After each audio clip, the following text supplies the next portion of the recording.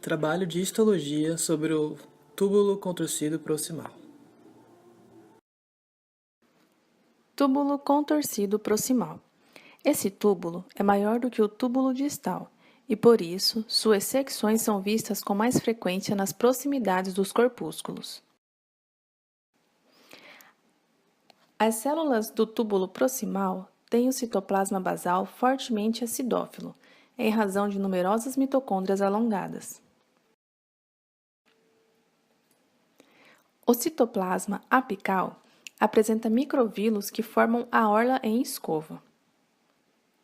E por meio dessa imagem, podemos observar como as células e a relação entre elas do túbulo contorcido proximal apresentam aspecto cuboide e numerosos microvílulos. Como essas células são largas, em cada corte transversal de um túbulo proximal aparecem apenas 3 a 4 núcleos esféricos. Os limites entre as células destes túbulos são dificilmente observados ao microscópio óptico, pois elas têm prolongamentos laterais que se interdigitam com os das células adjacentes. Os túbulos proximais apresentam lúmens amplos e são circundados por muitos capilares sanguíneos, como se tem mostrado no rim in vivo e nos preparados fixados cuidadosamente para exame ao microscópio eletrônico. Nas lâminas comuns, para exame ao microscópio de luz, frequentemente esses lúmens aparecem muito reduzidos, a orla em escova mal conservada e os capilares colabados, devido a artefatos de técnica histológica. O citoplasma apical das células dos túbulos proximais contém canalículos que partem da base dos microvílulos e aumentam a capacidade de o túbulo proximal absorver macromoléculas. Nos canalículos se formam as vesículas de pinocitose, que introduzem na célula macromoléculas que atravessaram a barreira de filtração glomerular. As vesículas se fundem com lisossomos, no quais as macromoléculas são digeridas. Na sua parte basal, essas células apresentam abundantes mitocôndrias e prolongamentos laterais, que se interdigitam com os das células adjacentes. A localização das mitocôndrias e o aumento da superfície da parte basal da membrana celular são características das células que transportam íons. A bomba de sódio localiza-se nessas membranas celulares basolaterais e é responsável pela absorção de certos íons encontrados no filtrado e pelo transporte deles até o interstício. O filtrado glomerular passa para o túbulo contorcido proximal, no qual começa o processo de absorção e excreção.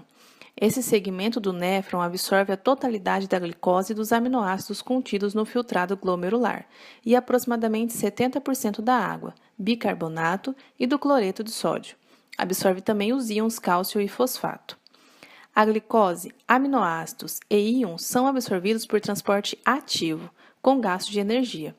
Porém, a água acompanha passivamente essas substâncias. Desse modo, a osmolaridade do filtrado é mantida ao longo do tubo. Quando a quantidade de glicose no filtrado excede a capacidade de absorção dos túbulos proximais, a urina se torna mais abundante e contém glicose. Os rins são os órgãos responsáveis pela extração de produtos residuais do sangue. E as unidades filtradoras funcionais por essa filtração são os néfrons. O túbulo contorcido proximal consiste em uma das estruturas iniciais dessa unidade. Na figura direita, vemos um néfron esquematizado, e o túbulo proximal como um todo é representado na cor azul, após a cápsula glomerular. Podemos identificar a parte contorcida entre o colo e o ramo descendente do túbulo proximal, conforme é destacado em vermelho na estrutura azul. A continuação desse túbulo após o fim do ramo descendente, é a alça de Henle propriamente dita, que é então seguida pelo túbulo contorcido distal, que por fim desembocará num tubo coletor.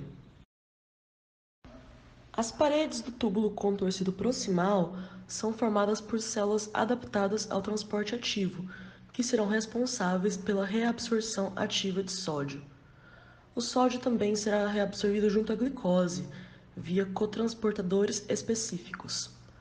Além disso, os íons cloreto, bicarbonato, cálcio e fosfato também serão absorvidos nesse segmento.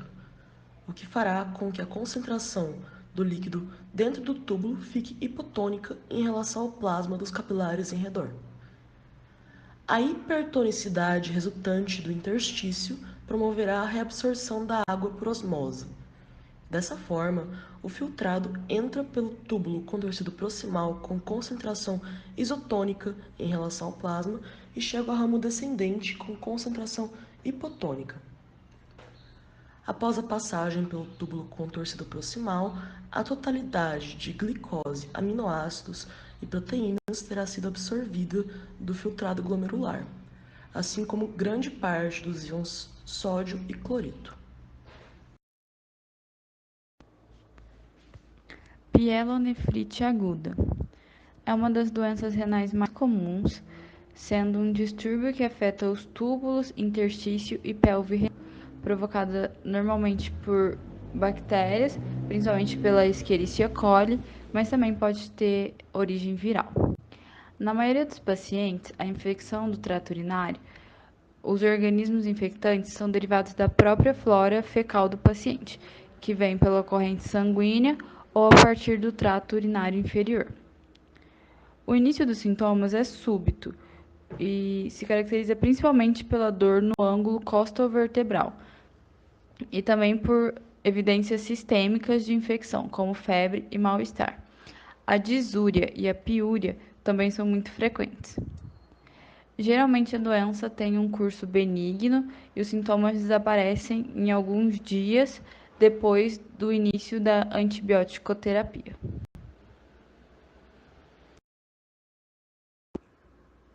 Nefropatia por poliomavírus. É um tipo de pielonefrite, porém causada por vírus, que é muito comum em pacientes imunossuprimidos. Uma das suas principais características é a infecção dos núcleos das células epiteliais tubulares por esses vírus, levando ao aumento do núcleo e a inclusões intranucleares, que podem ser visíveis ao microscópio de luz. Uma resposta inflamatória intersticial é sempre presente nesses casos. O tratamento para essa doença consiste basicamente na redução da imunossupressão.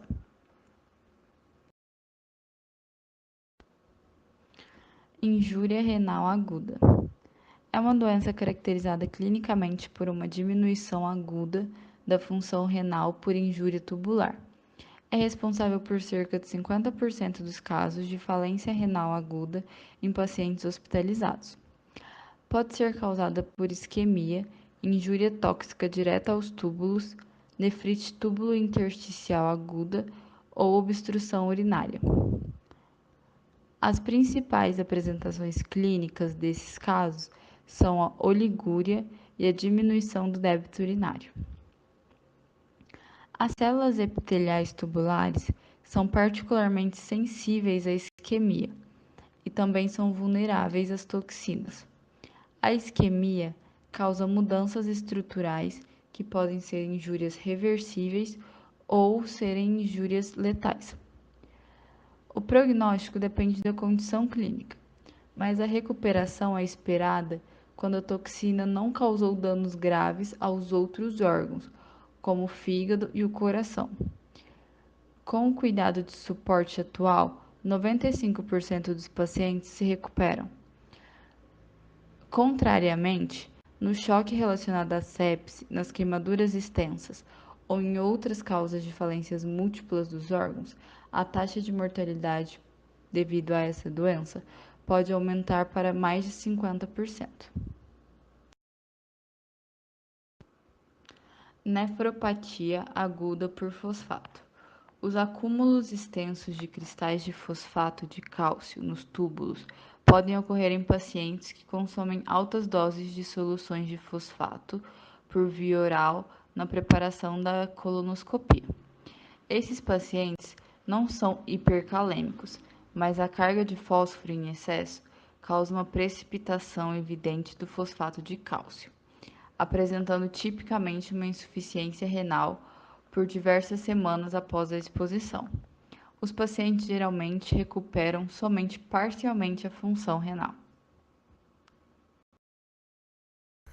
Pielonefrite, como evitar?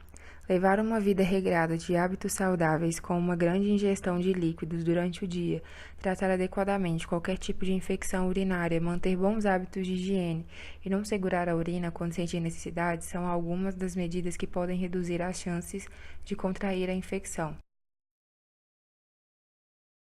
Mulheres são mais suscetíveis a desenvolver a infecção devido à uretra feminina ser mais curta que a dos homens, o que facilita a chegada da bactéria à bexiga.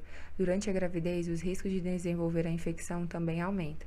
Além disso, qualquer anomalia de formação ou obstrução das vias urinárias, causada por pedras, tumor, cálculos, extensores, problemas na próstata, problemas nervosos que impeçam a contração e o esvaziamento da bexiga, refluxo que faz com que a urina retorne ao uréter, diabetes mellitus mal controlada, higiene genital deficiente, bexiga neurogênica, retenção de urina e doenças que diminuam as defesas orgânicas também podem favorecer a infecção.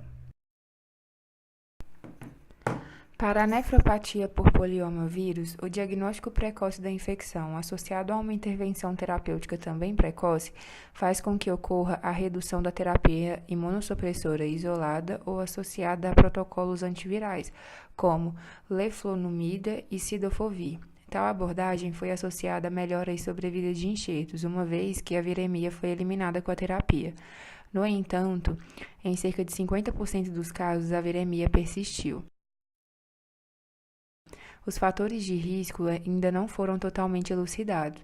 O que podemos concluir é que o desenvolvimento de técnicas de diagnóstico precoce e monitorização não invasiva poderão permitir uma estratégia de intervenção profilática, alterando drasticamente o curso da infecção. A injúria renal aguda é muitas vezes difícil de prever ou evitar, porém existem medidas que podem evitar o seu aparecimento, tais como fazer o uso adequado de medicamentos conforme a instrução médica, sem mudar as doses ou quantidades ingeridas, manter o tratamento para qualquer condição que aumente o risco de insuficiência renal aguda, tais como diabetes ou hipertensão, manter um estilo de vida saudável, ser ativo, ter uma dieta equilibrada, não fumar. Além disso, é necessário verificar periodicamente os níveis de proteinúria e dosagem de creatinina no sangue por meio de exames.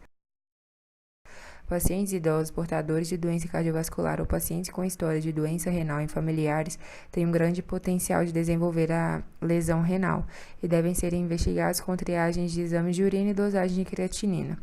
As chances de adquirir a injúria renal aguda são maiores na terceira idade, ou se a pessoa tiver doença renal, doença hepática, diabetes, hipertensão, insuficiência cardíaca ou obesidade.